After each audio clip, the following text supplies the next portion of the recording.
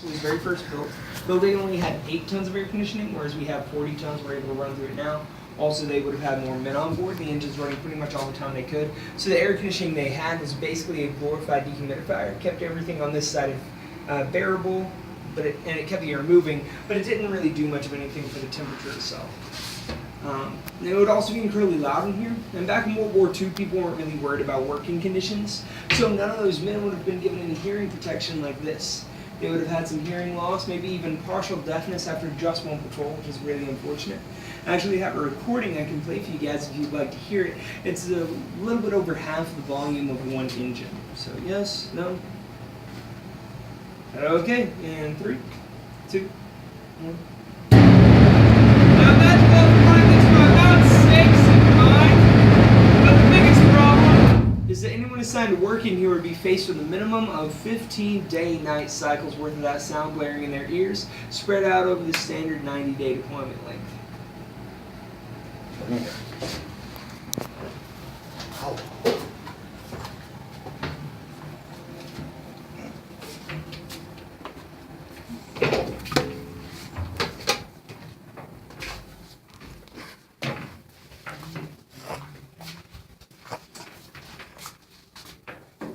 Alright, so this is the forward engine room, and it used to be very similar to the after engine room back there. But then during the Guppy conversion, the big change from the first picture to the second I showed you outside, they added on what's called a snorkel system. They reverse engineered that from German U-boats, and it allowed them to take the submarine about 50 feet underwater and still bring in enough air to run 3 out of the 4 big diesel engines. Now, since they could run those 3 in a lot greater variety of circumstances for a lot longer and while being almost entirely hidden underwater, they realized they could get all the electricity they really needed out of just those 3. They didn't need the 4th engine number 2 that used to be right here, for just on the surface anymore. So they went ahead and they took that out, replacing it with some storage space and a portion of the Prairie Massacre system back there. Now this right here is a representation of the USS Razorback's World War II battle flag. The 12 smaller Japanese flags represent the 12 Japanese merchant vessels who were shot down using the deck guns. The 4 larger flags represent the 4 Japanese transport vessels shot down using torpedoes, and 2 big flags at the bottom middle there represent the 2 Japanese destroyers. Massive warships also sank using torpedoes. The 5 stars and bars above those are quite a bit different. Those represent the 5 American aviators who were saved by this submarine during what's called lifeguard duty. That's whenever a sub like this would fall after the patrol route set by American pilots in efforts to save any who may be shot down. Unfortunately, we don't have a picture of the USS Razorback doing that, but this is a vessel of the same class called the USS DeGrom we have shown here. And then there in the middle, that's our Arkansas Hog. Definitely not one of those Razorbacks. It's actually a finback, also known as Razorback whale.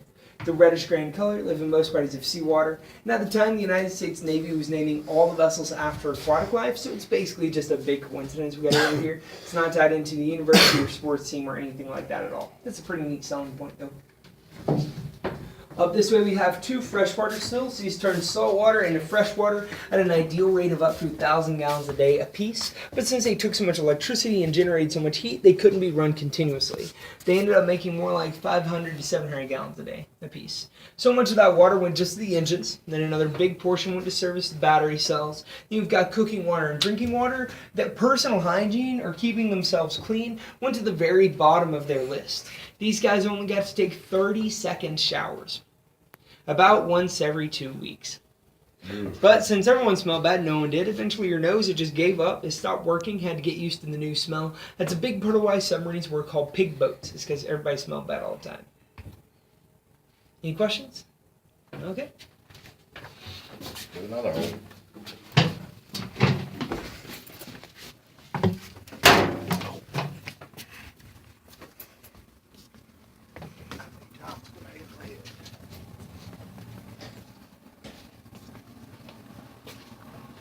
They rent out? What's that? This is the part they rent out? Yeah, not exactly rent out, but yes, we do have Boy Scout groups, church groups, birthday parties, all sorts of things like that. Get to come on board and stay nice sometimes back in that area. There's the cruise berthing where most of the enlistment would have slept, and then one of the 2 heads is behind a door. It's been replaced with a normal toilet for the same reason as why all those racks back there look so much different. Is it a galley? Yeah, well, all of this is commonly referred to as the galley, kind of like how a lot of people call their kitchen and dining room all the kitchen.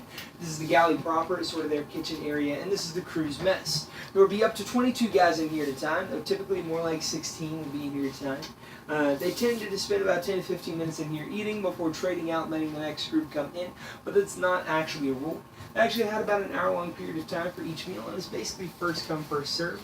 But if they get in here early and take your sweet time eating, the people out there who haven't had a chance to eat yet are going to start giving you dirty looks. So it's really in your best interest to trade out pretty quick. They were served 4 meals a day. That's breakfast, lunch, dinner, and midnight rations. All that really meant to these guys is that there would be a meal every 6 hours. So it didn't matter so much which of the 3 6-hour shifts they were working in because everyone had equal access to food. Down below us over here, we've got the refrigerator area. Behind the door back there turns into the freezer. Originally, there was a hatch right here. We just put in the grate so everybody could see in a bit easier. And then down here, running the length of the galley, is a dry food storage. They'd put food absolutely wherever they could. This is also where they'd hang out, playing card games, all sorts of things like that. They even had a reel-to-reel projector in one movie for 3 months.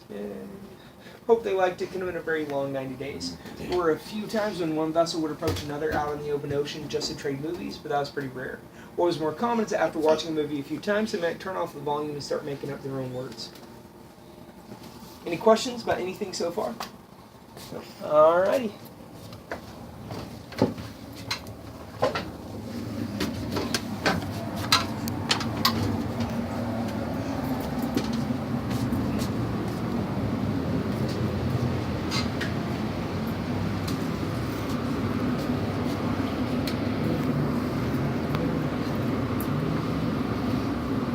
Alright, so back that way is the radio room. Down below that hatch is the workshop or machine shop area where they bring any replacing parts or fix anything up they need to on the submarine. We're in the control room right now, and up that ladder, right over there, is the conning tower. This is basically what it looks like up in the conning tower. Somebody took a picture of that. They climbed up the ladder when they were facing that direction at the back end of the submarine. So you can see at the back of that room is the radar equipment. Along the walls, there's the TDC, or torpedo data computer. There are 2 periscopes up there, one for combat, one for navigational use. And also up there is a big red wheel that looks exactly like those 2 off to the side. Except for the big red wheel up in the conning tower would be facing this direction. That is the main steering for the submarine. Now, since the main steering is pretty important, they wanted to make sure they had a backup for that in case it ever started to act up, or in case the conning tower up there ever got flooded. So this is the much less impressive looking backup. It still works just fine. The 2 big red wheels off to the side over there, those control the bow and stern diving planes, controlling the depth and angle of the vessel. This thing had a test up to 400 feet and a theoretical crush depth of about 600 feet. So you really don't want to go down that far. Water pressure might just do it in. That's not a fun day. Over here we have what's called the Christmas tree because of all the green and red lights.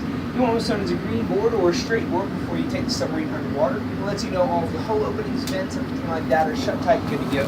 This is where we came in at the back, and these are 2 options for exiting out of the forward torpedo room at the end of the tour. That's why those are red, is because they're open right now. This is a gyro compass. This is back up for that. Used instead of a magnetic compass because you're in a big metal submarine traveling through polarized, ionized ocean water. These are more reliable in those situations. Any questions? Okay. Well, up next, whenever we head into the next compartment, there's a mannequin sitting in a chair off to the right as soon as you turn the corner, just letting you both know. He's sitting in the yeoman's office. This guy on board, he did most of the paperwork and stuff.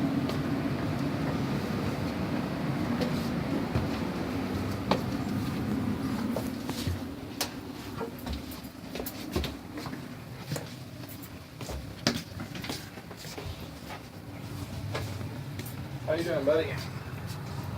This whole area is officers' country, and the only people to stay in officers' country who weren't actually officers were the chiefs or chief petty officers. They are the most senior enlistment, and they stayed in the goat lockers, that first room back there off to the side you guys have seen. Hopefully you guys have seen the captain's stateroom. If not, it's that one just right back over there. It has the words captain's stateroom right next to it. You might want to check that out as part of the video. Cool. So that's the captain's stateroom in there. He's the only guy on board who got his own room all to himself. And you might want to look up that stuff over there. Yeah. So he's the only guy on board who got his own room all to himself. Even if someone higher up in the Navy chain of command came on board, they would not take the captain's room from him. Instead, they would just stay with some of the other officers on board. Off to the side over here, we have what's called the ward room, spelled W-A-R-D. This is where all the officers would have their meals. They would hang out in here. They would do charting, mapping, and planning in here, as well as in the control room back there to a lesser extent.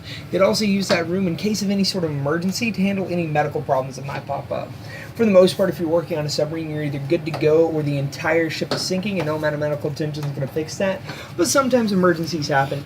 So you want the corpsman to have the guy who needs the medical attention to lay down on that table. He'd perform whatever small surgery or other operation needed to be done before patching him up, wiping him off, cleaning and sanitizing this area as best that he could. And then he'd tell the officers, hey guys, it's time for lunch. They didn't like that very much. But they use that room because it has the most access to a single table. It's the cleanest room on board. This is the hallway with the least amount of people walking through, which is good because you don't want to distract the guy performing surgery. Bad things happen.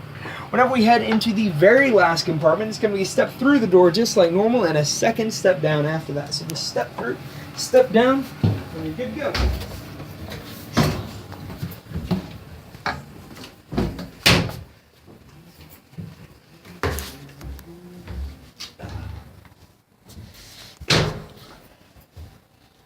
Alright, this is the forward torpedo room where 16 out of the 24 torpedoes on board would have been stored. There'll be one up here in each of these 6 torpedo tubes. 4 of the tubes are pretty easy to see, 2 more are right below those. The other 10 torpedoes would be out here. That's 1, 2, 3, 4, 5, 6, 7, 8. The last 2, 9, 10 will be beneath our feet. They take out the flooring in these sections to get to that. All the torpedoes would have been loaded in from above the rack up there. So if you guys look up at the rack that's hanging in the middle, you can look above that, see the 2 bars in the way. Where they come in? Yeah. So they would take out both of those bars and the rack itself and the ladder right here. So they could bring this thing down and connect across here in the middle. They would connect across up here, and the one back there looks just like it.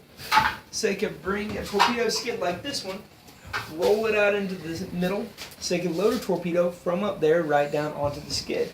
So it wouldn't be nearly as bad as trying to carry around and manhandle a 3,000-pound torpedo, but it would still require quite a bit of effort and the coordination of the men to get them all on board in just the right order.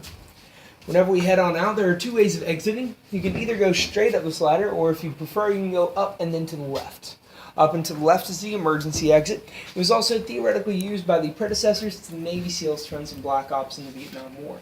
If you want to go up and to the left, I suggest climbing up until you can easily put your left leg through first. That works out great. Otherwise, straight up works perfectly fine as well. If either of you have any questions, please let me know. I'll try and answer those to the best of my ability. Hope you both enjoyed the tour and hope you have a fantastic day.